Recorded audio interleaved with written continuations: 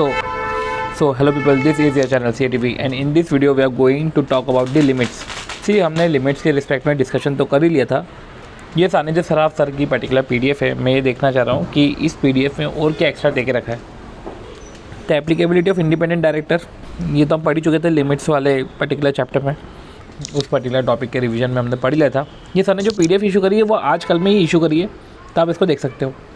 Women director ये भी कर चुके हैं, तो ठीक है, हमने ये सब भी पढ़ लिया था। फिर आता है स्मॉल शेयर होल्डर डायरेक्टर का पर्टिकुलर पॉइंट, तो ये भी हमने कर ही लिया था। चलो, इससे सिर्फ इन्होंने सिर्फ 3 ही बताए हैं देखा जाए तो। आती बात मीटिंग्स की, तो मीटिंग्स में भी जो ऑडिट कमेटी वाला पोर्शन अपन ने देख लिया था जो 149 जैसा ही है। रही बात रीजन मैकेनिज्म की, तो वो पोर्शन भी हमने पढ़ लिया था कि जहाँ पे लिस्टेड कंपनी और जो भी कंपनी सिर्फ 1 रुपये का भी डिपॉजिट एक्सेप्ट करी है, वो कंपनी जिसने बोरो करे है एक्सीडिंग 50 करोड़ फ्रॉम बैंक और पब्लिक फाइनेंशियल इंस्टीट्यूशन। फिर बात आती है रिलेटेड पार्टी ट्रांजैक्शन की, तो उसमें क्या लिखा हुआ है सेक्शन 198 में कि related party transaction by company where value of transaction, okay, transaction की वैल्यू। रिलेटेड पार्टी ट्रांजैक्शन में हमको पहले रिलेटेड पार्टी का मतलब समझना रहता है, और फिर ट्रांजैक्शन भी हमने देखे कि अराउंड ABCDEF ऐसे 6 तरीके के ट्रांजैक्शन थे, जिसको अपन बोलते थे GPS आऊ करके, कि G से गुड्स एंड मटेरियल, P से प्रॉपर्टी, S से सर्विस, A से अपॉइंटमेंट ऑफ एजेंट, तो G से गुड्स मटेरियल, P से प्रॉपर्टी, S से सर्विस, राइट। और सर्विस भी जैसे गुड्स आप बेच रहे हो ना, तो सर्विस भी आप रेंडर कर रहे हो। फिर A से अपॉइंटमेंट ऑफ एजेंट, A से अपन एजेंट बोल देते हैं, और A से फिर ये GPS आऊ की जगह GPS, ठीक है। A से हमारा एजेंट हो गया, A से appointment of related party, appointment of related party in office, because appointment करना है, तो ऐसे हो गया अपॉइंटमेंट। फिर अंडर राइटिंग ऑफ सब्सक्रिप्शन, मतलब कि ये ट्रांजैक्शन है सारे अंडर राइटिंग ऑफ सब्सक्रिप्शन। तो अपने रिलेटेड पार्टी समझेंगे, रिलेटेड पार्टी के पर्टिकुलर ये ट्रांजैक्शन है। यूँ तो बोर्ड रिजोल्यूशन से पूरा काम हो जाता है, पर एक लिमिट से ऊपर जाते हो तो जनरल रिजोल्यूशन लग जाता है। जनरल मीटिंग में OR, मतलब जैसे कि सेल परचेजेज गुड्स का। अब डायरेक्टली इनडायरेक्टली मतलब एजेंट के साथ मिला के, राइट। 10% ऑफ टर्नओवर और मोर, तो cell purchase of goods directly या इनडायरेक्टली एजेंट से मिलाकर 10% ऑफ टर्नओवर और मोर। देखो जैसे GPS आऊ में हमने जो एजेंट पढ़ा था ना, एजेंट इन द सेंस कि गुड्स बेचने के लिए, प्रॉपर्टी के लिए, सर्विस देने के लिए, सब अगर कभी एजेंट की ज़रूरत पड़े तो एजेंट को मिलाकर ये पर्टिकुलर पॉइंट था कि गुड्स बेच रहे हो 10% ऑफ टर्नओवर या उससे ज़्यादा, ये हो गया गुड्स एंड मटेरियल का। फिर G से हो गया गुड्स, फिर P से प्रॉपर्टी। अब प्रॉपर्टी बेच रहे हो, खरीद रहे हो, वो बेच कर डिस्पोज कर रहे हो डायरेक्टली या इनडायरेक्टली बाय एजेंट। अब इधर 10% ऑफ टर्नओवर और मोर नहीं है, 10% ऑफ नेटवर्थ और मोर है, तो GP हो गया। फिर S से, अच्छा ओके, GPS, राइट, तो ये P हो गया, ठीक है। ओके, इन्होंने फिर एक लीजिंग को अलग से जोड़ा कि लीजिंग ऑफ प्रॉपर्टी, मतलब प्रॉपर्टी में 2 है, आप प्रॉपर्टी लीज कर रहे हो, और 10% टर्नओवर और मोर। टर्नओवर हर जगह है, सिर्फ इधर नेटवर्थ है और बाद में आएगा एक नेटवर्थ। तो आप प्रॉपर्टी लीज कर रहे हो, और ये जो ट्रांजैक्शन है 10% ऑफ टर्नओवर और मोर, डायरेक्टली इनडायरेक्टली। सर्विस अवेल या रेंडर कर रहे हो, सर्विस अवेल और रेंडर दोनों है, सर्विस अवेल और रेंडर कर रहे हो डायरेक्टली इनडायरेक्टली 10% ऑफ टर्नओवर और मोर। और फिर ये हो गया goods material, goods GPS agent हो गया। प्रॉपर्टी में 2 है जैसा कि हमने समझा, एक जगह नेटवर्थ है, एक जगह टर्नओवर है, बाइंग सेलिंग डिस्पोजल, और एक हो गया हमारा लीजिंग। तो ये हो गया हमारा। अब फिर बात है appointment of related party. Appointment of related party, तो आप किसी रिलेटेड पार्टी को अपॉइंट करो to any office of place of profit. अब क्या है office of place of profit, वो कंपनी एसोसिएट सब्सिडियरी में, होल्डिंग में नहीं, company associate subsidiary, company associate subsidiary, holding में नहीं।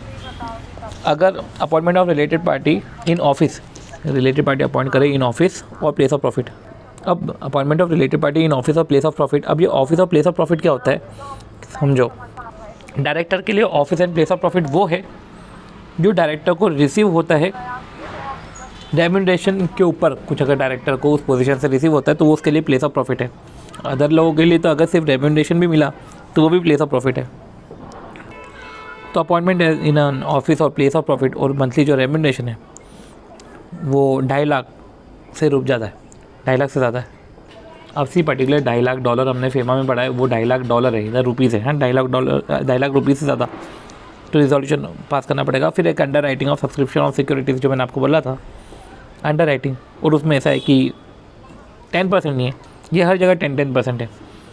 अंडर राइटिंग वाला जो ट्रांजेक्शन है वो सब्सक्रिप्शन का amount, under writing for subscription, और ये जो सब्सक्रिप्शन है ये और मोर भी नहीं है, मोर देन 1% है, और मोर नहीं है, मोर देन 1% है ऑफ नेटवर्थ, तो और लगेगा। तो नेटवर्थ एक जगह है और एक दो जगह, मतलब नेटवर्थ है अब हर जगह 10% और मोर है, बट नेटवर्थ में फिर सबसे लास्ट में अंडर राइटिंग में 1%, मोर देन 1% और मोर नहीं। फिर आती बात मैनेजरियल पर्सनल की। अब डायरेक्ट उन्होंने बात ही लिस्टेड कंपनी की करी कि लिस्टेड कंपनी में तो अपॉइंट करना ही है, और अनलिस्टेड पब्लिक कंपनी में अगर पेड अप कैपिटल 10 करोड़ और मोर है तो फिर आप KMP अपॉइंट कर सकते हो। देखो MD KMP क्या होता है और मैनेजरियल पर्सनल, KMP और मैनेजरियल पर्सनल। मैनेजरियल पर्सनल होता है MD whole time director manager, पर KMP होता है MD CEO मैनेजर है, in their essence whole time director CS और CFO, ठीक है, ये होता है सीन। और मैनेजरियल पर्सनल ये होता है, तब KMP अपॉइंट कर सकते हो। अब रूल 8A क्या बोलता है कि अगर public company, unlisted public company 10 crore के नीचे पर 5 करोड़ या उससे ज़्यादा, तो ठीक है आप होल टाइम CS आप अपॉइंट करो। और प्राइवेट कंपनी जिसमें पेड अप कैपिटल 10 करोड़ या उससे ज़्यादा है, ये लिखा हुआ है, उसे होल टाइम CS अपॉइंट करना है। बाकी सेक्रेटरियल ऑडिट जो है पर्टिकुलर, तो जो सेक्रेटरियल ऑडिट है लिस्टेड कंपनी के लिए तो ये ऑडिट मैंडेटरी है, पर क्लास ऑफ कंपनीज उसमें 50 और 250 देखा जाता है। PBT पेड अप कैपिटल 50 या मोर। B बोरोइंग, तो borrowing bank of financial institution से और 100 करोड़ और मोर, और T टर्नओवर 250 करोड़ और मोर। अब बात आती है वो इफेक्टिव कैपिटल बेस पे जो रेम्यूनरेशन है। पहले तो ऐसा था कि इफेक्टिव कैपिटल नेगेटिव से लेस देन 5 और मोर से लेस देन 100 और मोर से लेस देन 250 और मोर, ये पहले इतना लिख दो। फिर 608412 ये लिख लो, ये पर डायरेक्टर आप इतना दे सकते हो मैनेजरियल पर्सन को। अदर डायरेक्टर है तो डिवाइड बाय 5 कर दो, 12, 17, 24 और 24 प्लस 0.01%। ये आपको बताओ कि ये जो रेम्यूनरेशन है, इस रेम्यूनरेशन को भी बढ़ा सकते हैं, ये रेम्यूनरेशन को भी बढ़ा सकते हैं, पर उसके लिए स्पेशल रिजोल्यूशन पास करना पड़ेगा, और ये सब इधर लिखा हुआ है। अभी अदर डायरेक्टर आप समझ लेना, अदर डायरेक्टर में इंडिपेंडेंट डायरेक्टर भी आ जाता है। Other director including independent director, ये लिखा हुआ है कि where in any financial year during the currency of 10 year, ठीक है, ड्यूरिंग 10 ईयर कंपनी के पास कोई प्रॉफिट नहीं है, इनएडिक्वेट प्रॉफिट है, तो ऐसे केस में रेम्यूनरेशन मैनेजरियल पर्सन को भी दे सकते हो और अदर पर्सन को भी दे सकते हैं। सी थोड़ा सा बैड वॉइस आएगा ही, क्योंकि तबीयत ख़राब है, अच्छे से मैं बोल नहीं पा रहा हूँ, तो थोड़ा सा इनकन्वीनियंस ही हो तो उसके लिए सॉरी। इंस्पेक्शन क्वेरी इन्वेस्टिगेशन की हम बात करते हैं। अब डायरेक्ट ये तो 241 पे ही गए हैं और हमने पढ़ा है 241, okay operation miss, okay inspection inquiry 213 पे, ज़्यादा याद करने का नहीं है, 213 पे एक लिमिट है, पर इसमें ध्यान रखना है 213 और 241 में अंतर है। 213 में है 100 member 1/10 of total number of member, नहीं 1/10 of member holding 1/10 of paid up share capital, यही है अगर आप 213 में देखो। ओके, तो कंपनी हैविंग शेयर कैपिटल तो 100 member of member holding 1/10 of voting power, ठीक है। अब यही जो पर्टिकुलर 241 आता है, 244, क्योंकि ऑपरेशन मिसमैनेजमेंट जो 241 में है उसके लिए अब कंपनी हैविंग शेयर कैपिटल तो 100 member holding 1/10 of total issued share capital, ये इशूड शेयर कैपिटल है, और 1/10 of total number of member which ever is lower, जो भी क्राइटेरिया अट्रैक्ट हो जाए। और कंपनी जिसमें शेयर कैपिटल नहीं है तो वो तो 213 में भी 1/5 of total number of member है, इधर भी 1/5 of total number of member है। यही क्लास एक्शन की बात आती है। क्लास एक्शन में मेंबर और डिपॉजिटर दोनों आते हैं, ऐसा नहीं कि सिर्फ मेंबर हो। अब मेंबर में भी ठीक है, company having share capital, company not having share capital. अब क्लास एक्शन में 100 मेंबर 1/10 नहीं इधर 120 ये जो तुम 10% कर रहे हो 10% of total number of member, ये 5% of total number of member. उधर तुम बोल रहे हो 10% of issued share capital, right, ये बोल रहे हैं 5% of issued share capital. In fact listed company हो तो 2% ऑफ इशूड शेयर कैपिटल, और company having not having share capital तो at least 1/5 of total number of member. और डिपॉजिटर अब जब डिपॉजिटर की बात आती है, इधर भी 5% है, मतलब 5% वाला फंडा क्लास सेक्शन में आया है। 100 depositor, 5% of total number of depositor, तो 5% of total number of depositor, right. और any depositor holding 5% of total deposit, जैसे member holding 5% of issued share capital, right. Member holding 5% of issued share capital, और in fact listed company हो तो 2% of issued share capital, या इधर है depositor holding या depositor to home company house, depositor who deposits 5% of total deposits. अब इधर company accounts आ गया, राइट, कंपनी अकाउंट्स आ गया। फिर आती बात कंपनी अकाउंट्स की, तो कंपनी अकाउंट में इंटरनल ऑडिट। अब इंटरनल ऑडिट में जो लिमिट है उसमें हम जैसे हम पीबीटी बोलते हैं, डीपीबीटी है वो, DPBT, deposits, paid up capital, borrowing और टर्नओवर। तो क्या लिखा हुआ है कि लिस्टेड कंपनी को तो करना ही करना है, अनलिस्टेड कंपनी में जैसे उन्होंने लेके रखा है डीपीबीटी, डिपॉजिट्स 25 करोड़ और more, DPBT, paid up capital 50 crore और more, DPBT borrowing bank of financial institution से, फिर दैन टर्नओवर। और प्राइवेट कैपिटल में, प्राइवेट कंपनी में बीटी, बोरिंग और टर्नओवर डायरेक्ट 25 और 200, तो 25, 50, 200 और 200 और फिर 100 और 200। और ड्यूरिंग द प्रीसीडिंग, ये इंपॉर्टेंट है, ड्यूरिंग कभी भी, और ये है आउटस्टैंडिंग में एट एनी पॉइंट, इधर भी एट एनी पॉइंट, कभी भी, ड्यूरिंग, इधर भी during, at any point, during, ये सब देखना है, कभी भी हो जाए ये। फिर आती है बात CSR कमेटी की, उसमें ऐसा बोलते हैं 500 हज़ार, CSR में ऐसा बोलते हैं 500 एंड 1000, राइट। CSR में क्या बोलते हैं 500 हज़ार। अब ये थोड़ा सा अलग है, जैसे हम PBT करते रहते हैं, DPBT करते हैं, इधर नेटवर्थ है, टर्नओवर एंड प्रॉफिट है, राइट। 500 हज़ार, तो नेटवर्थ, नेट प्रॉफिट और टर्नओवर, राइट। तो net worth 5 crore, sorry 500, net profit, net worth and turnover, net profit, net worth and turnover, net profit 5 crore और मोर, नेटवर्थ 500 करोड़ और मोर, टर्नओवर 1000 करोड़ और मोर। ये एप्लीकेबिलिटी ऑफ CSR है, इंक्लूडिंग फॉरेन कंपनी, इससे भी एप्लीकेबल होता है। Net profit, net worth and turnover 1000 crore और मोर। फिर CSR कमेटी में बोलना है कि 3 डायरेक्टर होते हैं, एटलीस्ट 1 इंडिपेंडेंट डायरेक्टर है। फॉरेन कंपनी के केस में CSR कमेटी में ऐसे 3 डायरेक्टर नहीं, 2 डायरेक्टर ही रख लो, पर एटलीस्ट 1 PRI। अब CSR कमेटी है, during immediate preceding financial year आपको CSR कमेटी बनानी है। Spend at least 2% of average net profit. अब average net profit of preceding 3 financial year, मतलब पिछले 3 साल का एवरेज नेट प्रॉफिट करो, उसका 2% एटलीस्ट तुमको स्पेंड करना है। तो 500 हज़ार है, जिसमें net profit, net worth and turnover देखा जाता है, एंड DPBT हमने देख लिया। फिर सेक्शन 136 आता है right of members to copies, ठीक है, वो कॉपीज़ मांग सकते हैं। तो ये बोल रहे हैं कि all listed company and such public company जिसका net worth 100 crore, net worth of more than 100 crore, देख रहे हो कि लिस्टेड कंपनी या पब्लिक कंपनी जिसका नेटवर्थ मोर देन 1 करोड़ है एंड टर्नओवर, दोनों, एक तो नेटवर्थ जो पर्टिकुलर वो मोर देन 1 करोड़ है, टर्नओवर मोर देन 100 करोड़ है। मतलब आपको नेटवर्थ और टर्नओवर इधर दिख रहा है, जो आपको CSR में भी दिखा था 500 हज़ार में, इधर है 1 करोड़ से ज़्यादा, 10 करोड़ से ज़्यादा। तो ऐसे केस में आप मंगवा सकते हो, कॉपीज़ मंगवा सकते हो by electronic mode to such member whose share holding, 1 second, आप किस तरीके से मंगवा सकते हो, by electronic mode to such member जिसकी share holding is in demat form, right. आप इलेक्ट्रॉनिक मोड में ऑडिटेड फाइनेंशियल स्टेटमेंट मंगवा सकते हो, okay. Audited financial statement, net worth 1 crore से ज़्यादा, टर्नओवर 10 करोड़ से ज़्यादा आप मंगवा सकते हो इलेक्ट्रॉनिक मोड से। और पर अगर डीमैट फॉर्म में नहीं है, राइट, तो to such member who have positively consented in writing to receiving by electronic mode, demat form में नहीं है पर उन्होंने कंसेंट दिया कि हमको इलेक्ट्रॉनिक मोड में मिल जाएगी, या अगर उनको फिजिकल कॉपीज में चाहिए तो मिल जाएगा उनको वहाँ से भी। फिर 137 XBRL की बातें करता है। अब ये अपन ने जो पढ़ा, ये पढ़ा अपन ने 1 करोड़ और 10 करोड़। अब XBRL में क्या है कि company is required to file annual accounts, ROC को फाइल करने हैं एनुअल अकाउंट्स XBRL फॉर्म में। तो XBRL फॉर्म में फाइल करने हैं तो all listed company and their Indian subsidiary. अब लिस्टेड कंपनी और उसकी इंडियन सब्सिडियरी को XBRL में करना है। ये अपन ने लिखा कि लिस्टेड कंपनी और उसकी इंडियन सब्सिडियरी को XBRL में करना है।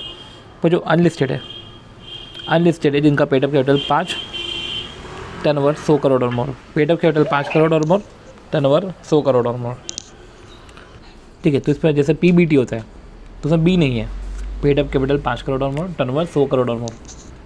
बाकी एक जगह भी अपन ने देखा net worth and turnover, net worth 1 crore और मोर, 1 करोड़ से ज़्यादा, टर्नओवर 10 करोड़ से ज़्यादा, तो उधर नेटवर्थ और टर्नओवर था, इधर पेड अप कैपिटल और टर्नओवर है। देखो अब समझो, जो इंपॉर्टेंट चीज़ें अब अपन समझते हैं। अपन ने पीबीटी पढ़ते, पेड अप कैपिटल, अपन ने पेड अप कैपिटल देखा, बोरिंग में लोन डिबेंचर डिपॉजिट देखा। कभी कभी ना पीबीटी जैसे बोरिंग, तो borrowing, outstanding loan, debenture, deposit, अपन ऐसे तीनों साथ में पढ़ते हैं, लोन, डिबेंचर, डिपॉजिट। फिर देन आता है हमारा टर्नओवर, फिर हमारा हम भी अभी आया है नेटवर्थ एंड नेट प्रॉफिट। अब समझो, पेड अप कैपिटल, ये लोन, डिबेंचर, डिपॉजिट, ये सब साथ में चलते थे, हमेशा अपन साथ में ही पढ़ते थे।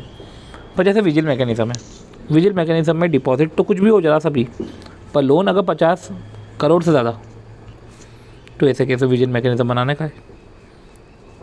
203 में जैसे पेड अप कैपिटल की बात करके रखी थी, 204 में सेक्रेटरियल ऑडिट में पेड अप कैपिटल, बोरोइंग, सिर्फ लोन की 50, 100, 250, तो लोन भी बैंक ऑफ फाइनेंशियल इंस्टीट्यूशन से, तो सिर्फ 100 की बात कर, मतलब कि समझ रहे हो।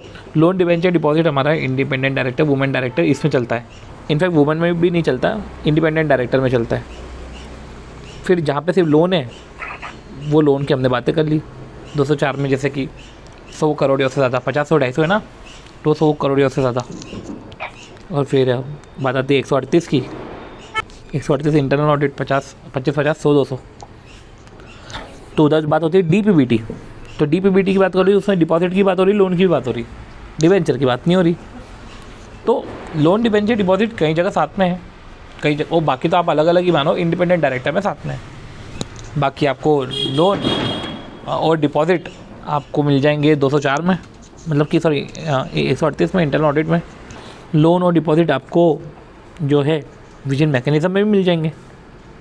तो अभी तक सिर्फ हम पीबीटी देख रहे थे, वो पीबीटी ही चले जा रहा था। फिर आती है धमाकेदार एंट्री होती है 135 और 136 की, और जिसमें आते हैं 136 में तो XBRL, राइट, नहीं वो 137 XBRL, 136 में आप ऑडिटेड फाइनेंशियल स्टेटमेंट मंगवा सकते हो, उधर नेटवर्थ आता है। तो अगर हम बात करें 135 की, 500 हज़ार net profit, net worth and turnover, नीचे से 3, ऊपर से 3, हम नीचे से 3, नेट प्रॉफिट, नेटवर्थ और टर्नओवर 500 हज़ार।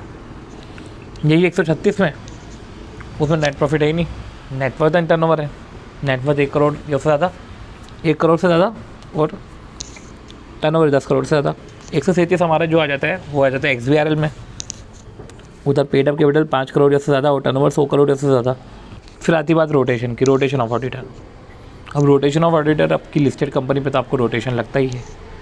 अब अनलिस्टेड कंपनी में ध्यान रखना, 25, 50, 1 सेकेंड, 25, 50, या तो अपन बोले कि हाँ ठीक है 25, 50, 35, 100, समझो, अब समझो। ओके, रोटेशन में जो है आपका जो राइमिंग होती है वो होती है 10, 50, 50, 50, उधर राइमिंग ऐसी होती है 10, 50, 50, 50। कैसे कि पेड अप कैपिटल 10 करोड़ और मोर, ठीक है। तो अनलिस्टेड पब्लिक में 10 करोड़, मतलब कि जल्दी ऑडिट लगवा रहे हैं, 10 करोड़ जैसी क्रॉस हुआ ऑडिट तुमको करवाने का, रोटेशन होगा 10, 50, 50, 50। तो पेड अप कैपिटल में अनलिस्टेड पब्लिक में 10, प्राइवेट में 50 करोड़ और मोर। अब 10, 50, 50, 50, ये 50, 50 क्या है? और ये ध्यान रखना कि इधर 50, 50 में बोरोइंग एंड डिपॉजिट्स, अभी तो बोरोइंग डिपॉजिट साथ में आ गए, अभी अलग अलग देख रहे थे, समझ रहे हो। अब इंडिपेंडेंट डायरेक्टर में paid up capital, sorry boring में डिबेंचर, डिपॉजिट, लोन साथ में आते हैं, फिर डिबेंचर हटता है, डिपॉजिट और लोन साथ में आते हैं रोटेशन में, और ये 50 करोड़ और मोर है। फिर कॉस्ट ऑडिट की बात करते हैं, तो अब कॉस्ट ऑडिट में तो ऐसा है कि वो तो बहुत ही ईजी है। कॉस्ट रिकॉर्ड की बात करें तो अगर आप इंगेज प्रोडक्शन ऑफ गुड्स में या सर्विस प्रोवाइड कर रहे हो और आपका टर्नओवर 35 करोड़ या उससे ज़्यादा है, तो आपको कॉस्ट रिकॉर्ड्स तो बनाने हैं। अब आता है रेगुलेटेड सेक्टर, अनरेगुलेटेड सेक्टर, जिसमें आता है 25, 50, 35, 100। अब 25 क्या है कि अगर रेगुलेटेड सेक्टर है, रेगुलेटेड सेक्टर मतलब script, steel, cement, iron, rubber, ये सब चीज़ें। ओके, ये नहीं है स्टील, सीमेंट, आयरन, रबर, ये इधर नहीं आता, रेगुलेटेड में अलग है, वो तो नॉन रेगुलेटेड में स्टील, सीमेंट, आयरन, रबर ऐसा है। ये है set PDF, sugar, electricity, petroleum है, ड्रग्स है, फर्टिलाइज़र है। तो जो कॉस्ट रिकॉर्ड है are required to be audited. अब कॉस्ट रिकॉर्ड को आपको ऑडिट करवाना पड़ेगा। अगर overall turnover of the company, सारी प्रोडक्ट्स है, overall turnover, audits product and services, सारे प्रोडक्ट सर्विसेज को मिला के 50 करोड़ या उससे ज़्यादा, और इंडिविजुअल प्रोडक्ट का 25 करोड़ या उससे ज़्यादा, 25, 50, 3500। नॉन रेगुलेटेड को थोड़ा सा लेट कवर किया, यहाँ पे audits product and services 100 crore या उससे ज़्यादा, इंडिविजुअल में 35 करोड़ या उससे ज़्यादा।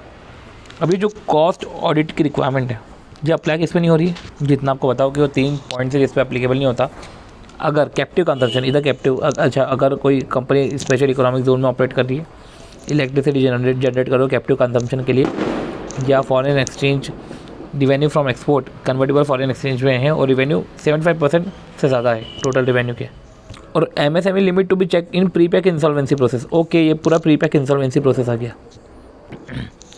The main feature of new process pre pack insolvency process PIRP is when MSME unit अगर डिफ़ॉल्ट करता है पेमेंट ऑफ डेप्ट 10 लाख या उससे ज़्यादा, MSME यूनिट जो है अगर 10 लाख या उससे ज़्यादा का डिफ़ॉल्ट करता है, अच्छा ये अंडरलाइन क्यों नहीं हो रहा है, 10 लाख या उससे ज़्यादा का डिफ़ॉल्ट करता है तो PIRP में जा सकता है, ठीक है। डिफ़ॉल्ट करता है 10 लाख या उससे ज़्यादा का, the existing promoter of the MSME unit is allowed to propose a bare resolution plan, कि वो प्रपोज करेगा bare resolution plan to the creditor, जिनको उनसे लेना है, to the creditor and NCLT एक बेयर रिजोल्यूशन प्लान प्रपोज करेंगे to resolve this stress, जो फिनेंशियल स्ट्रेस है, डेप्ट है 10 लाख या उससे ज़्यादा का और आपने डिफ़ॉल्ट किया है, तो जो एग्जिस्टिंग प्रमोटर मैनेजर है एक रिजोल्यूशन प्लान प्रपोज करेंगे कि किस तरीके से इसको रिजॉल्व करें। पर इधर क्या बोल रहे हैं कि MSME के साथ ऐसा हो। अब MSME का मतलब क्या है, MSME का मतलब क्या है कि इन्वेस्टमेंट अगर आपने प्लांट मशीनरी या इक्विपमेंट, प्लांट एंड मशीनरी या इक्विपमेंट, और अगर इन्वेस्टमेंट जो है 1 करोड़ से ज़्यादा नहीं है, 1 करोड़ या उससे कम इन्वेस्टमेंट है माइक्रो, 10 करोड़ या उससे कम है तो स्मॉल, 50 करोड़ या उससे कम है तो 1:1:0.5। और चलो अब ऐसा है कि इन्वेस्टमेंट और टर्नओवर दो क्राइटेरिया है और 1:5 का रेशियो है। इन्वेस्टमेंट आपने अगर ये भी याद किया 1 करोड़, 10 करोड़ एंड 50 करोड़, तो आपको इधर समझ में आ जाएगा। इन्वेस्टमेंट 1 करोड़ या उससे कम, टर्नओवर इन्वेस्टमेंट 10 करोड़ या उससे कम, और जो मीडियम स्मॉल में 10 करोड़ या उससे कम, और मीडियम में 50 करोड़ या उससे कम आपने अगर इन्वेस्टमेंट करा है प्लांट एंड मशीनरी या इक्विपमेंट में, एंड साथ में एंड आता है। और टर्नओवर जो है, अब टर्नओवर में 5 तो 1 करोड़ का तो इधर 5 करोड़ या उससे कम, 10 करोड़ है तो 50 करोड़ उससे कम, 50 करोड़ है तो 250 करोड़ या उससे कम। तो उद्यम रजिस्ट्रेशन सिंपल है, MSME कंपनी भी हो सकती है, LLP भी हो सकती है, सिंपल ऑनलाइन प्रोसेस है, ठीक है, ये सब चीज़ें हैं। और ये MSME अगर डिफ़ॉल्ट करता है 10 लाख या उससे ऊपर का तो इधर प्रीपैक IRP इसके लिए है। अब कायदे से तो ये लिमिट देखो, ये लिमिट हमने पढ़ी, हमने PDF उस समय नहीं देखी थी एलिजिबिलिटी क्राइटेरिया वाले पोर्शन में, तो ये एलिजिबिलिटी क्राइटेरिया वाला भी इधर कवर हो जाता है। ये पर्टिकुलर PDF भी अच्छी है, इस PDF में भी सब कुछ कवर है, राइट। तो इस तरीके से हमारा एलिजिबिलिटी क्राइटेरिया वाला पोर्शन ओवर होता है। अब इधर पॉइंट आता है कि अपील के रिस्पेक्ट में भी पर्टिकुलर PDF है, वो भी देख लेते हैं एक बार। अब कॉमन प्रोसेस ऑफ अपील कि रिमेंबर द अपीलेट स्ट्रक्चर, एक अपीलेट स्ट्रक्चर याद करो। जैसे सेबी है तो सेबी अगर एडजुडिकेटिंग अथॉरिटी है, फिर सेट आएगा, फिर ट्रिब्यूनल कोर्ट आएगा, स्पेशल कोर्ट, सुप्रीम कोर्ट आएगा, तो सेबी, सेट, सुप्रीम कोर्ट। वैसे NCLT, NCLAT और सुप्रीम कोर्ट, और 2 लेयर ऑफ अथॉरिटी होती है इनसे भी, जैसे कि against the order of AO से सेट में अपील कर दो, फिर सुप्रीम कोर्ट में, राइट। और फर्स्ट लेयर ऑफ अथॉरिटी तो सेट रहेगी और सेकंड लेयर सुप्रीम कोर्ट रहेगा। और ठीक है, अपीलेट प्रोसेस में हैव पार्ट्स कॉमन, और हम कॉमन पार्ट्स याद रखें, बाकी सब कवर हो जाएगा। ये सब बोला है इन्होंने। अब appeal can be made against the order of AO to set within prescribe number of days, और डिले भी जो है फर्दर कंट्रोल कर सकते हैं, ठीक है। तो AO के अगेंस्ट में हमने सेट में अपील करी। अब डिले जो है प्रिस्क्राइब नंबर ऑफ डेज में अपील करनी रहती है, और delay can be further control if delay is if applicant is prevented by sufficient cost, then delay can be foregone. फिर अपीलेट ट्रिब्यूनल डिस्पोज करता है एज एक्सपीडिशियसली एज पॉसिबल, फिर confirm modify set aside कर सकता है। Both parties का opportunity of being heard दी है, तो set shell give both the parties, वो दोनों पार्टीज़ को अपॉर्चुनिटी ऑफ बीइंग हर्ड देता है। प्रिंसिपल ऑफ नेचुरल जस्टिस रहता है। सेट की ऑर्डर की कॉपी सबको कम्युनिकेट हो जाती है। अपील भी कर सकते हैं within prescribed number of days, and then if appellant is prevented by sufficient cause then delay can be further condone. Then delay should not be more than the particular number of days. और Supreme Court should endeavour to dispose as expeditiously as possible.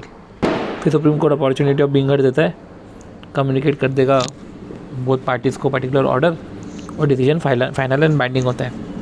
तो पहले सेबी की बात करते हैं। चलो, तो सेबी में क्या है, अपील करो सेट को विद इन 45 डेज। ये लिखा हुआ है कि अपील करो सेट को विद इन 45 डेज, और सेट में कंट्रोल द डिले। और प्रोसीजर अडॉप्टेड बाय सेट क्या है, opportunity of being heard, confirm modify set aside, dispose as expeditiously as possible, फिर कॉपी डिस्ट्रीब्यूट कर देंगे, ये सब चीज़ें। फिर अपील करो सुप्रीम कोर्ट में क्वेश्चन ऑफ लॉ के बेसिस पे within 60 days of receipt of order, और may condone the delay and but a period of extension shall not be more then 60 days. फिर आती है फेमा की बात। और फेमा में तो 3 जगह अपील है, कायदे से देखा जाए तो 3 जगह उधर अपील है। अब इधर आता है फेमा में अपील्स का सेक्शन पर्टिकुलर। अब देखो कॉमन प्रोविजन क्या है कि opportunity of being heard shall be given to the parties. Opportunity of being heard तो देंगे ही ना। अब पर्सन प्रेफरिंग एन अपील, इधर थोड़ा सा इंपॉर्टेंट है कि person preferring an appeal to appellate tribunal या स्पेशल डायरेक्टर। देखो इधर ऑप्शन है कि एग्रीव्ड पर्सन, अब वो अपील कर रहा है अपीलेट ट्रिब्यूनल को या स्पेशल डायरेक्टर को अंडर दिस एक्ट में, इधर अपेयर इन पर्सन। अच्छा, किसी को भी अपील कर रहा है, वो इन पर्सन अपेयर हो सकता है या लीगल प्रैक्टिशनर्स, ये इन सब की मदद ले सकता है। और ट्रिब्यूनल वही कंफर्म मॉडिफाई सेट असाइड, ये सब तो है ही। अब आता है अपील टू स्पेशल डायरेक्टर। तो ए के ऑर्डर के अगेंस्ट में, ये ए के ऑर्डर के अगेंस्ट में आप एओ के ऑर्डर के अगेंस्ट में इनफैक्ट अपील्स कर सकते हो to special director, appeal to SD appeals. और against the order of A तो एडजुडिकेटिंग अथॉरिटी के ऑर्डर के अगेंस्ट में आप अपील कर सकते हो टू दी किसको, इफ़ ए इज़ ओके शांति, एडजुडिकेटिंग अथॉरिटी है। और एडजुडिकेटिंग अथॉरिटी अगर असिस्टेंट डायरेक्टरेट ऑफ इन्फोर्समेंट है या डिप्यूटी डायरेक्टरेट ऑफ इन्फोर्समेंट है। अब ये जो छोटे छोटे लोग हैं ना, तो इधर थोड़ा सा लंबा जाता है। 45 दिन में जो है इधर अपील आपको स्पेशल डायरेक्टर को करनी है।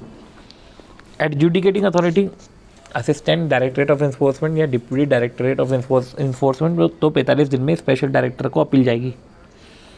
अब अगर असिस्टेंट और डिप्यूटी नहीं उसके ऊपर के हैं, तो ऐसे केस में अदर देन है ना, तो ऐसे केस में अपीलेट ट्रिब्यूनल को डायरेक्ट जाएगा इंस्टेड ऑफ एसडी अपील्स को, स्पेशल डायरेक्टर अपील्स को डायरेक्ट अपीलेट ट्रिब्यूनल को जाएगा। फिर स्पेशल डायरेक्टर से अगर आप स्पेशल डायरेक्टर के ऑर्डर से एग्रीड हो तो अपील करना अपीलेट ट्रिब्यूनल को, और अपीलेट ट्रिब्यूनल के ऑर्डर से एग्रीड हो तो हाई कोर्ट में। तो समझ लो सेबी सेट और NCLT NCLT supreme court, SEBI set और सुप्रीम कोर्ट, पर इधर है अपील टू हाई कोर्ट। मतलब कि इधर फेमा में जो अपीलेट ट्रिब्यूनल है उसके बाद हाई कोर्ट में जाना, सुप्रीम कोर्ट में नहीं है अभी। तो against an order of AT आप जा सकते हो। वही क्वेश्चन ऑफ लॉ के बेसिस पे 60 दिन में फाइल होना है, which can be delay can be further condone up to 60 days. फिर मनी लॉन्ड्रिंग के पॉइंट्स हैं, पर मैं आपको पहले बता दूं कि स्पेशल डायरेक्टर को हम असिस्टेंट और डिप्यूटी है तो स्पेशल डायरेक्टर को रूट होता है, फिर अपीलेट ट्रिब्यूनल में जाता है। तो इधर 45 दिन में इधर इससे एग्रीड हो तो 45 दिन में इधर, देन फिर जो है हाई कोर्ट। तो ध्यान देना सुप्रीम कोर्ट नहीं इधर डायरेक्ट। अब आती है बात अपील्स की, तो appeal against the order of A, adjudicating authority के अगेंस्ट में जो ऑर्डर है अपीलेट ट्रिब्यूनल को करते। ये लिखा हुआ है कि agree by the order of A या डायरेक्टर एग्रीड है तो अपीलेट ट्रिब्यूनल को पहले जाते हैं, वो कंडोन कर सकते हैं delay confirm modify set aside, फिर हाई कोर्ट को जाएगा विद इन 60 डेज। तो इधर तो थोड़ा सा और डिटेल में है कि डायरेक्टर एग्रीड या person agreed by the order of A appellate tribunal में चले जाएंगे। अगर रिपोर्टिंग एंटिटी भी एग्रीड है, देखो इधर तो डायरेक्टर एग्रीड है या पर्सन एग्रीड है, अगर डायरेक्टर भी ऑर्डर देता है और डायरेक्टर के ऑर्डर से रिपोर्टिंग एंटिटी एग्रीव्ड है तो वो भी अपीलेट ट्रिब्यूनल में जा सकती है। तो भाई पर्सन एग्रीव्ड है, इधर भी लिखा हुआ है देखो पर्सन एग्रीव्ड है, ये पर्सन एग्रीव्ड है, डायरेक्टर एग्रीव्ड है, या रिपोर्टिंग एंटिटी डायरेक्टर के ऑर्डर से एग्रीव्ड है, सब के सब अपील कर लो अपीलेट ट्रिब्यूनल में। तो देखो इधर वही लिखा हुआ है कि पर्सन एग्रीव्ड है, ये पर्सन एग्रीव्ड है, डायरेक्टर एग्रीव्ड है या रिपोर्टिंग एंटिटी एग्रीव्ड है। तो इधर रिपोर्टिंग एंटिटी एग्रीव्ड है बाय द डायरेक्टर, तो वो 45 दिन में अपील कर सकती है। और अपीलेट ट्रिब्यूनल से अगर आप एग्रीव्ड हो तो चले जाओ हाई कोर्ट में with in 60 days from the communication of decision. 60 days में चले जाओ हाई कोर्ट। तो ये लिखा हुआ है इन 60 days of communication high court में चले जाओ, appeal on the base of question of law. तो अपीलेट ट्रिब्यूनल में अगर आप देखो तो 45 दिन में ही अप्लाई करते हैं। पर हाँ, जब आप 218 सेक्शन पढ़ते हो ना, 218 ये protection to the saving inspection inquiry में, तो उधर 30 दिन में अपील करते हैं। पढ़ेंगे उसको भी पढ़ेंगे हम, पहले हम IBC की अपील्स का भी देख लेते हैं। ओके, तो ये पर्टिकुलर पोर्शन पूरा नया है। पहले तो NCLT इन्होंने बताया, फिर NCLT बोला ये अपीलेट अथॉरिटी है। अब ये क्या होता है कि NCLT में आप एग्रीड होते तो सबसे पहले आप NCLT के पास जाते हो 45 दिन में, अदरवाइज़ फिर आप NCLT के पास जाते हो। तो NCLT ऑर्डर देता है तो NCLT के पास जाते हो 45 दिन में, फिर 30 दिन है। पर ये जो 30 दिन है ये फर्दर एक्सटेंड हो जाता है, पर फर्दर एक्सटेंड 30 दिन के लिए नहीं, 30 के बाद 15 दिन। तो इधर 45 + 45 नहीं, 30 + 15। ये तो चलो ठीक है, NCLT और NCLT हो गया। अब NCLT में आप अपील कब, NCLT के पास कब जाओगे? इधर वैसे तो NCLT एडजुडिकेटिंग अथॉरिटी है अगर कॉर्पोरेट पर्सन पे देखा जाए तो, for the purpose of insolvency resolution and liquidation of corporate person and personal guarantor. तो ये इनके लिए एडजुडिकेटिंग अथॉरिटी है, NCLT अपील कर सकते हो। पर अगर अपील अगेंस्ट ऑर्डर 54L, इसके अगेंस्ट में अगर कभी ऑर्डर है कि रिजोल्यूशन प्लान को अप्रूव कर दिया और अगर आपको अपील करना है, अब जब अपील फाइल कर रहे हो क्योंकि रिजोल्यूशन प्लान को अप्रूव कर लिया गया, रिजोल्यूशन प्लान रिजोल्यूशन एप्लीकेंट बनाते हैं, वो रिजोल्यूशन प्रोफेशनल को देते हैं, देन फिर उसको COC के पास भेजते हैं, देन उसके पास उसको ट्रिब्यूनल के पास भेजते हैं, AA के पास भेजते हैं, एडजुडिकेटिंग अथॉरिटी के पास, और ये अप्रूव कर दिया गया है। अब आपको अपील करनी तो करो अपील, कोई दिक्कत नहीं है।